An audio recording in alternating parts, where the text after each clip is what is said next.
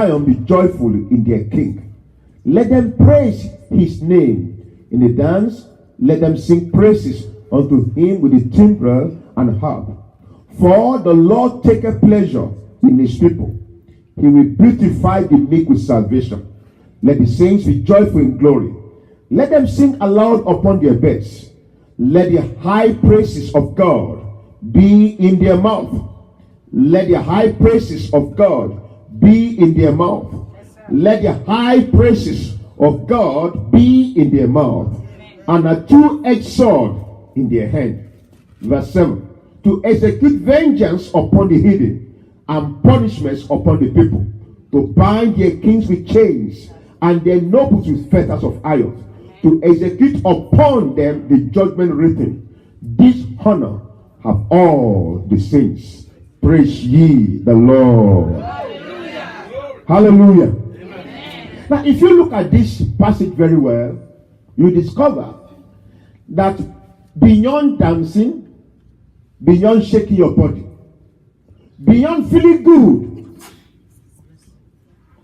praises, especially when you talk of high praises, is a tool, is an instrument, is a weapon. When you look from verse 6, it says, let the high praises of God be in their mouth, and a two-edged sword in their hand. High praises of God goes with two-edged sword. High praises of God. When you think of sword, you think of going for warfare. Am I correct? Yes, sir. Something you have to offensive. But the Bible put high praises in the same category as a sword. An offensive weapon, an offensive instrument, like a sword. And for what purpose? He says it is time to execute vengeance upon the hidden. To execute God's punishment upon people. To bind their kings with chains and their nobles with fetters of iron. Now, what we are reading here is not just to dance, it's not just to shake your body. This is an offensive thing. It says to execute upon them the judgment that God has already written. Believe me, people, everyone who stands with the devil has a judgment written against them already. And we are the people who will execute this judgment. And one of the ways we execute this judgment is by coming with high praises. I want to thank God for servants of God that God has used so far and will still use in this program. Amen. I really respect the grace of God upon your life. Mama Hope, Reverend Denton, Deacon Grant, and Minister Grant. I really thank God for your life. And Deacon Godwin. Thank God for every one of you. But when we talk about high praises, we go beyond just what we commonly do. High praises is a weapon. A weapon. A weapon. I remember some years ago back in Jamaica, the last session of our convention. And then Gio was there. He conducted anointing service, lay hands on lay and anointed everybody. And he gave me the microphone to wrap up the service. And the unction of the Lord for praise came down. I mean, it was strange. I think Reverend Debale was there that day also. People carried their chairs and on their head, and they were dancing. In fact, there was a particular woman professor. Papa told me, said, oh, look at professor for that matter. With tears. And she was running around. I don't know. It was something that Papa quickly took his phone and was doing the video recording. It was spontaneous. If something just happened. And I believe God was using that to cap what he has done in the convention. Amen. You see, there's a moment you get to, there's a release in you to worship God in the extraordinary way. Come on. There is no song, there is no beating of drum, there is nothing, and you keep on dancing, and you are dancing, and you are dancing. Come on, have you experienced it before? Yes. God, at that moment, God is doing something in the realm of the spirit. That's when praises become a tool, a weapon. If you remember in 2 Chronicles chapter 20, the preacher in me has, I don't know when I got to this place, I don't know when I got to this place. I don't know. And I'm trying to behave myself because of time. Oh Lord Jesus. 2 Chronicles chapter 20, 3 different nations came against Judah. When Judah was under the leadership of Jehoshaphat, a godly king. Some of us think that if I'm doing everything right, the devil will not come against me. That is when he actually wants to come. So get ready. But anytime he comes, we are going to floor him in the name of the Lord Jesus Christ. Do you know why? Greater is he that is in us than he that is in the world. The battle is not yours, the battle is of the Lord. I said the battle is of the Lord. Somebody here be encouraged. The battle of your life is not yours, it's of the Lord. And God knows how to win his own battle. Hallelujah. 3 nations came against Judah. They have been serving the Lord, they've been doing the right thing. And then these 3 nations came from nowhere against them. There is no way they could confront them. 3 different nations. It's just like saying US, Canada, or France, or US, Russia, and then China coming against which country now? Nigeria. Why did you mention Nigeria? Why did you mention another country? Mention another country. And they came together. And the people were so terrified. Jehoshaphat knew the right thing, the right button to press. Somebody here listen very well. Because victory is coming your way. And between now and the end of the year, see, the Bible says once and the Lord spoken, twice have I heard it.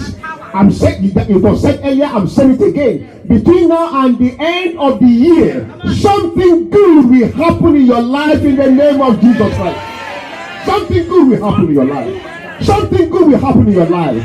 Something good that will give you a testimony before the congregation of the saints in the name of Jesus. Something good will happen. So Jehoshaphat called the people, the whole nation went on fasting. Oh my God. Even babies were not fed that day. Read your Bible very well. You see there. Animals were not fed. It's written there in the Bible. It was a serious thing. Many of us, when we are fasting, you still do your soup and do some other things. But this one was a serious one.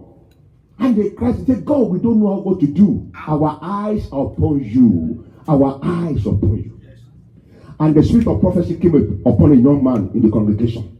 And he said to them, God said to them through that prophecy, you don't need to fight in this battle. This battle is not yours. The people came against me, not against you. And God told them, this is where they are hiding. This is the route you take there. And when you are going, don't put the men of war in the front. This is not your battle, it's my battle. Put the men of music in the front. Put Mama Ho, put Wula Grant, put Olushola Denton in the front. Put them in the front. And they were going. The Lord is good and his mercy endureth forever. And while they were doing that, God sent his angels. They confused the people who were waiting to. And they said, what are you doing here? They said, we have come to fight Jehoshaphat and his people. Why should you fight him? Boo and boo. And they started fighting among themselves. And they finished one another. When the children of Israel got there, all they could see was spoil. And they packed the spoil and went back home. 3 days they were packing them. Praise was attuned in that distance. They didn't have to fight. I want us to understand this tonight because we're going to pray. Paul and Silas were doing the duty that God has committed to their hands. Acts chapter 16. As we say in Nigeria, we say jejely, right? They're not troubling anyone. They're just preaching the gospel. And they'll enter into trouble. They put them in the maximum prison. Chain them in the hands and the feet. For preaching the gospel.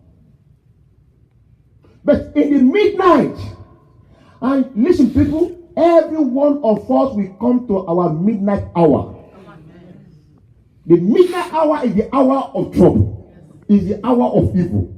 Is hour of perplexity. It's the hour you don't know what to do. It's the hour where you know you are doing the right thing and still you are finding yourself in trouble. That's the midnight hour. The midnight hour. Paul and Silas did not start complaining and tell God how wicked God is. And God, we are serving you and you allow this to happen to us. They didn't do that. They started praising God. And they did not just praise God in the mind. The Bible said the prisoners, other prisoners, they heard them. That means they were praising God loudly. And as they were doing that with their stocks, I don't know how much they will be able to do. 1980, 85, 86. If you remember Nigerian politics, when Ambrose Ali and others were in the prison, I had the privilege of ministering in the same prison yard where they were. All those big politicians, they were there. And I saw in the prison yard some men. I particularly spoke to a particular accountant who did some money issue and things like that, and they put him there for many years. He was actually the leader of the fellowship. I remember the message that God gave me that day. The Lord's free man. You may be chained by men. If you are in Christ, you are free. And many of them, you see them in chains. Some are in maximum section. And that really touched my heart that when we got to Jamaica, we were fully into prison ministry. And we were right there in the midst of them. Where they are, they don't move at all. The first time I went to maximum GP, we call it GP in Jamaica, but it's like the Brossam, you know where the place is?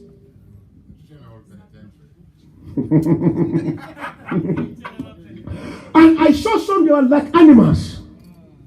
They've been there for 30 years. I was weeping.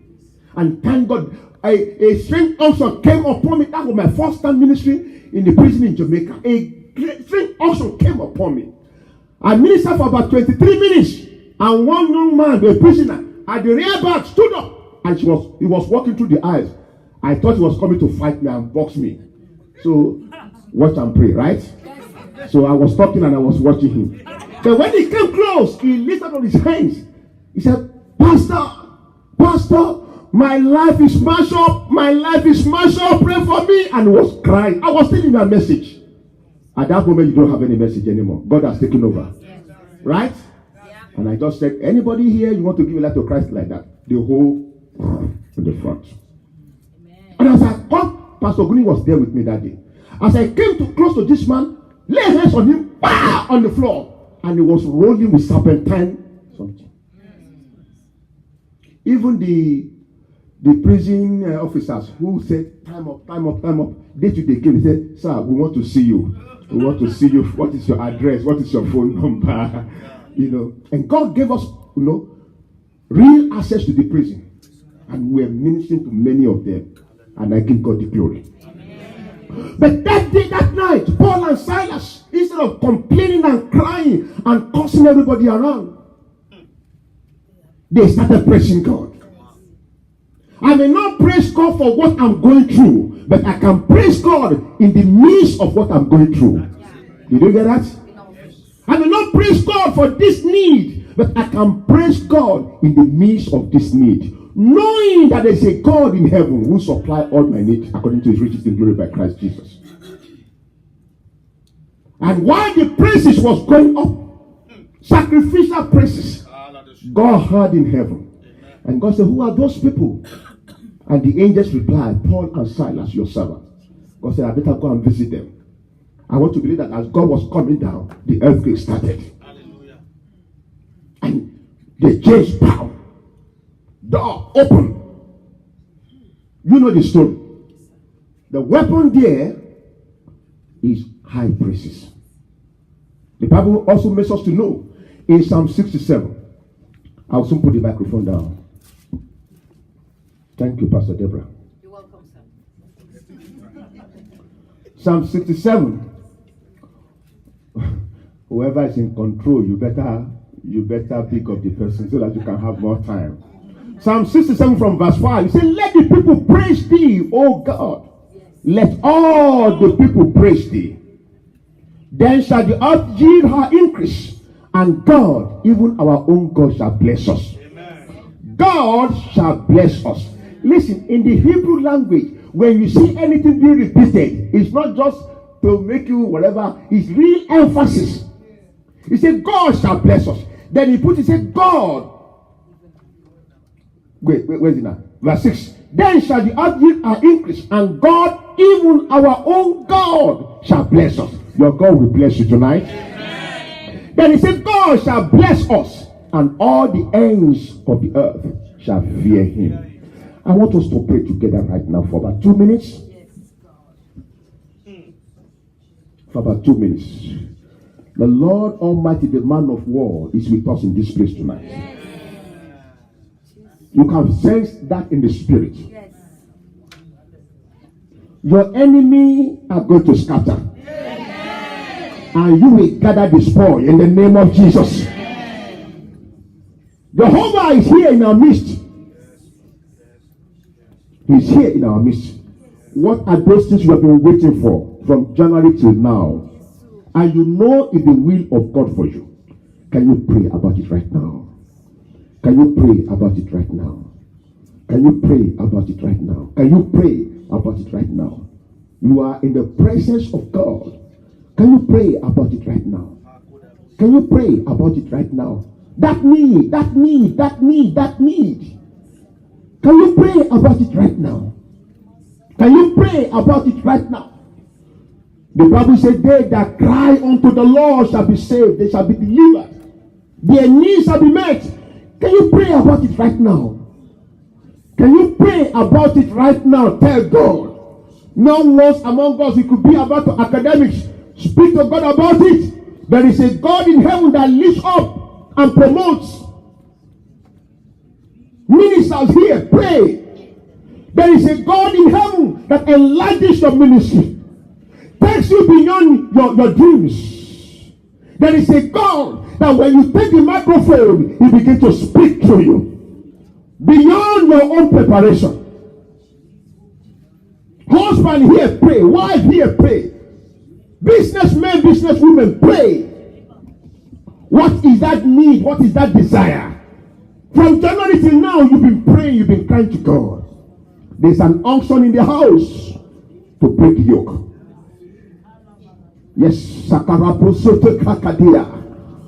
Little Pokata Kokoti Karia, Lisove Pakash. Baluta Kakoria da Gusa Pokotea. Manduli Kiskepaya. Oh, thank you, Father. Thank you, Lord. Thank you, Lord. Thank you, Lord. Father, in the name of Jesus, we thank you tonight. Your word says you never asked the house of Jacob to seek you in vain. There is a reward to everyone who seeks you diligently. Tonight, O Lord Jehovah, as we have cried unto you, in this atmosphere of high praises, let the earth yield her increase unto us. Let there be victory in our lives, victory in our families, victory in our businesses, victory in our health, victory in all that pertains to us. In the name of Jesus Christ. Anyone under the sound of my voice that have been marked with the mark of failure, you have failed repeatedly. You have failed repeatedly, and you are almost giving up. Right now I ask that God, the God of heaven and earth, who makes a way where there seems to be no way, I ask that we intervene for you in the name of Jesus Christ.